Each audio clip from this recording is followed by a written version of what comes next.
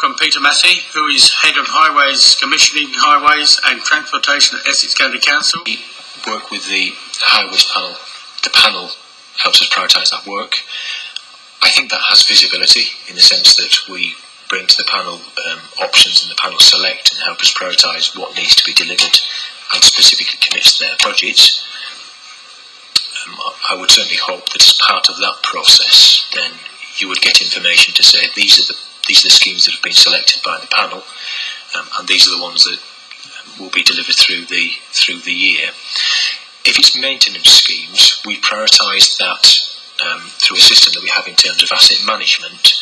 So at the start of each year, before the start of the year, we'll look at areas where we have defects, areas where the scanner data that we receive, so we physically have a survey that happens of the roads across the county. The scanner data that we receive will tell us where there are roads with defects or that are deteriorating, and then we'll select them to become the programme of what we deliver. Again, what we want to do with that is make sure we focus that information in the programme team so we can actually get more visibility around that. That will be two things: visibility of what is happening, so the areas that are being treated, and then a time frame to say when this is expected to be delivered. Yes, Girling, I think you have a question on pavements. Yes, on the topic of pavements and footpaths, there's kind of two strands to this, really. First of all, is there a upgrade and maintenance programme for footpaths and pavements? And if so, how is that kind of assessed and prioritised?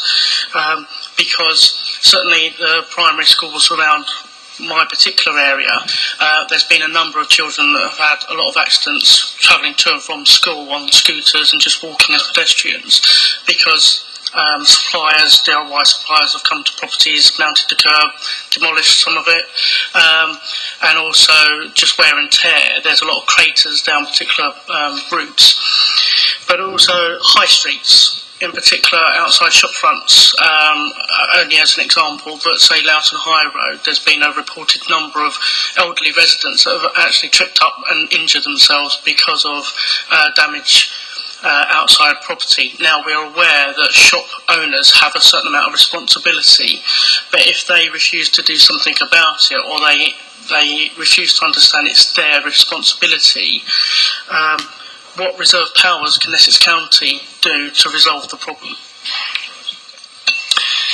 In terms of the footways programme that we do have a specific programme, a budgeted programme for treating footways, so it's separate from our carriageways programme, as an example.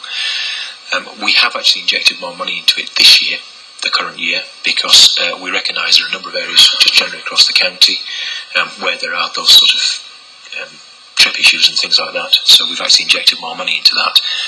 The way that that's prioritised is around defects, so our highway inspectors teams who are out inspecting the highways, so the town centre areas will be more frequent, for example, than a sort of quietly used rural road. They record the defects on the system, and the capital teams will then look at the defects that have been raised to select the areas where most issues are present. So that's how the work is prioritised. Again, it is recognised that it's an area that we need to look at.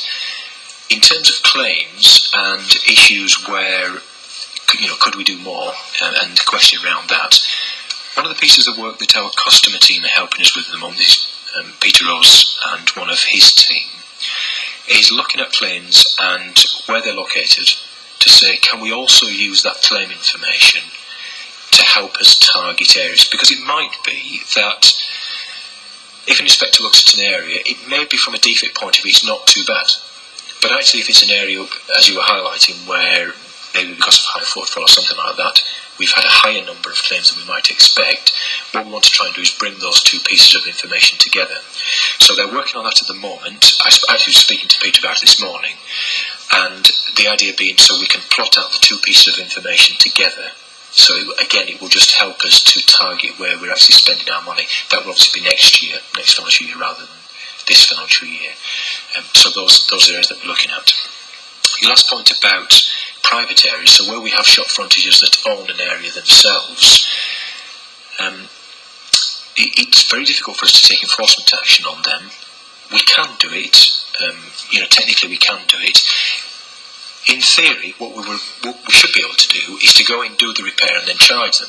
But the difficulty behind that, as we find, is that actually trying to get them to pay is, as you can imagine, is nigh impossible. We try and do it by persuading them, speaking to them and asking them to look at it. But obviously that's only as good as they are receptive in terms of the issues that they have. So it is a difficult area for us, and to be honest, we would try and avoid going in and doing those repairs. One of the reasons behind that we've found is that if we go and do a repair, if there's an issue with that later, that someone says, actually, I had a trip here, and someone says, well, the council came in and repaired that, even though it's not their area, then we're automatically obliged to try and defend ourselves for an area that's not our responsibility, because we've done work there. And I think that's where we try to shy away from going in and doing work and then trying to recharge them, because inadvertently we implicate ourselves in a claim that we just don't want to be involved in.